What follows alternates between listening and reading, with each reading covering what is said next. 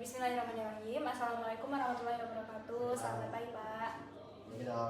Baik, Bapak. Di sini saya Dr. Iwan yang bertugas di Poli Anak pada hari ini ya, Pak ya. Oke, kalau boleh tahu dengan Bapak siapa namanya? Bapak Asep. Bapak Asep. Oke, Bapak Asep. Di sini dengan anaknya ya. Anaknya namanya siapa, Pak? Mulyono. Oke. Si Ade Mulyono ini usianya berapa, Pak? 9 tahun. 9 tahun. Dan keluhan apa nih, Pak? Sesak nafas, kayak benging gitu. Dari sejak kapan tuh, Pak? 2 jam yang lalu. 2 jam yang lalu ya. Oke, baik. Setelah ini saya akan melakukan pemeriksaan fisik ya, Pak ya. Ini tuh prosedurnya nanti akan diperiksa keadaan umumnya dan juga akan dicek tanda-tanda vitalnya. Nanti untuk mengetahui, Pak, tujuannya untuk mengetahui si Ade ini mengalami apa dengan keluhan-keluhannya. Apakah Bapak bersedia? Bersedia.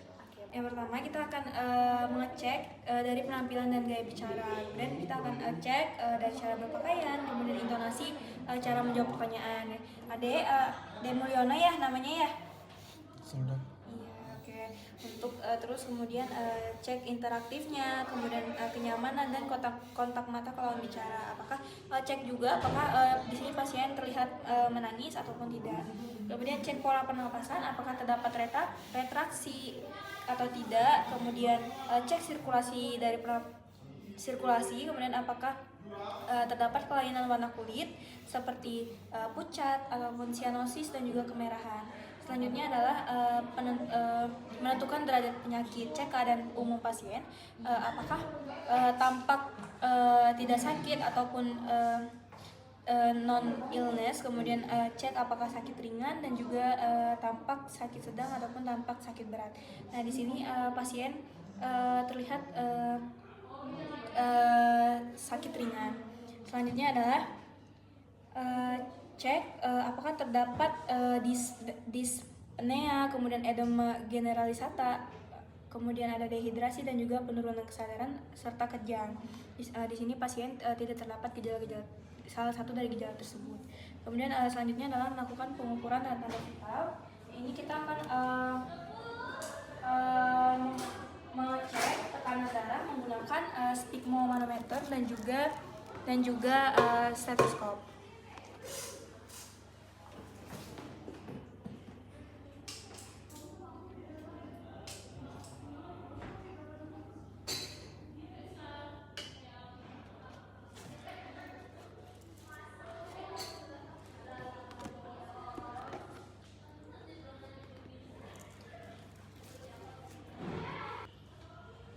Punten ya, Dek, ya.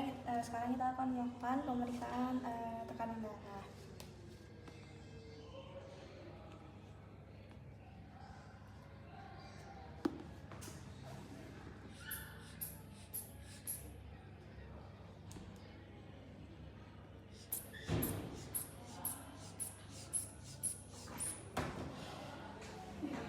Baik, di sini tekanan darah pasien yaitu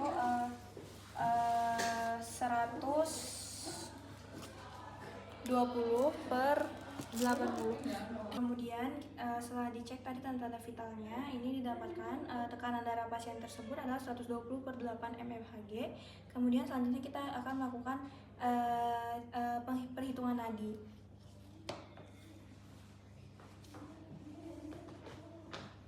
Ini punten ya,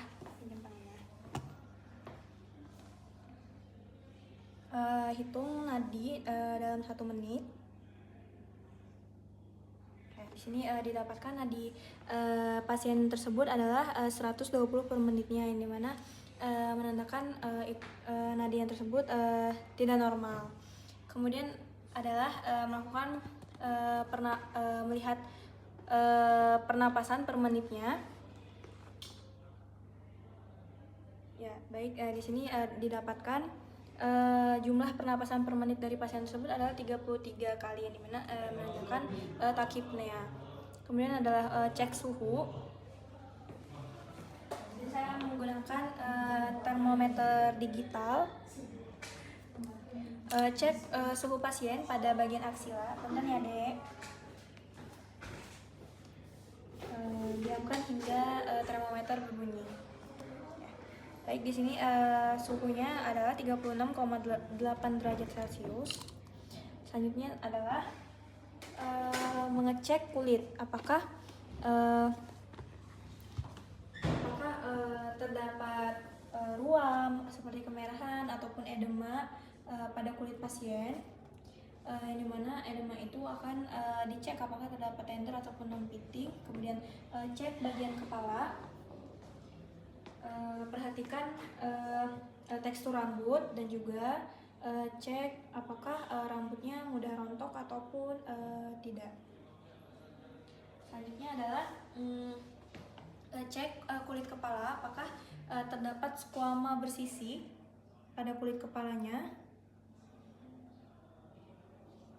Kemudian alhamdulillah di sini pasien normal, tidak ada gejala-gejala tersebut. Dan juga cek pada wajah. Selanjutnya adalah pemeriksaan pada wajah. Cek apakah terdapat edema, kemudian apakah terdapat lipatan infraorbital Denny-Morgan pada bagian dekat mata. Kemudian cek apakah terdapat alergi sinar. Kemudian cek apakah pada wajah terdapat open mouth face. Selanjutnya adalah mata. Ini kita akan mengecek sekret, yaitu serous, mucoid, dan juga mucopurulen dari pasien. Kemudian pada bagian palpebranya apakah terdapat edema ataupun blepharospasme. Kemudian untuk konjungtiva, kita akan mengecek mengenai konjungtiva bulbi, yaitu mengecek apakah konjungtivanya berair ataupun hiperemis. Punten ya, Dek.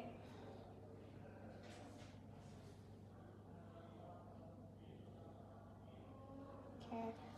Kemudian untuk cek juga konjungtiva tarsal, cek apakah terdapat edema, hiperemis, ataupun visible blood vessel. Dan juga cek apakah terdapat pinpoint papils ataupun cobblestone.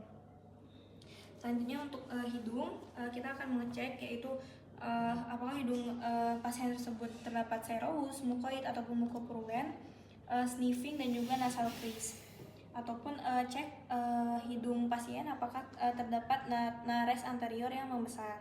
Kemudian cek juga pernafasan cuping hidung dari pasien apakah normal ataupun abnormal. Serta cek konka dari pasien itu apakah terdapat hipertrofi, yaitu warna ungu keabuan, menggunakan nasal speculum.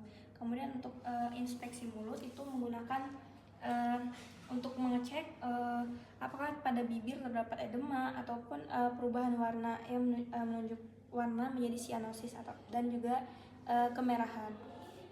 Kemudian cek apakah terdapat high arch palate, kemudian geographic tongue, dan juga selanjutnya adalah inspeksi leher. Lihat apakah pasien bernafas terdapat retraksi suprasternal ataupun retraksi dari supraclavicular.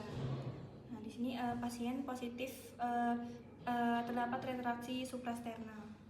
Selanjutnya adalah inspeksi toraks, yaitu melihat dari ujung kaki pasien itu melihat bentuk dan pergerakan pasien apakah simetrik ataupun asimetris. Dan juga cek apakah terdapat barrel chest, dan juga cek apakah terdapat retraksi interkostal dan subkostal.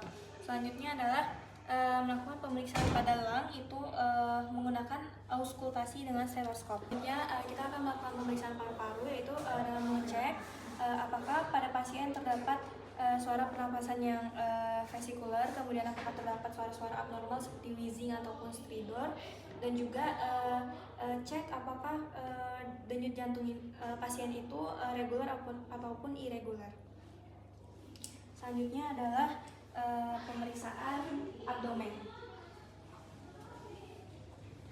Nah, di sini kita akan melakukan inspeksi dan auskultasi, masih menggunakan stetoskop, yaitu untuk mengecek apakah terdapat bising usus yang meningkat. Punten ya, Dek ya.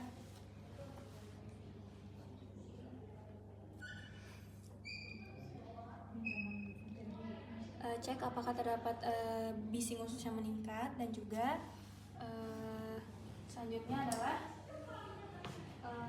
cek anal genital, itu cek apakah terdapat edema, hiperemis, dan juga erosion ataupun ekskoriasi.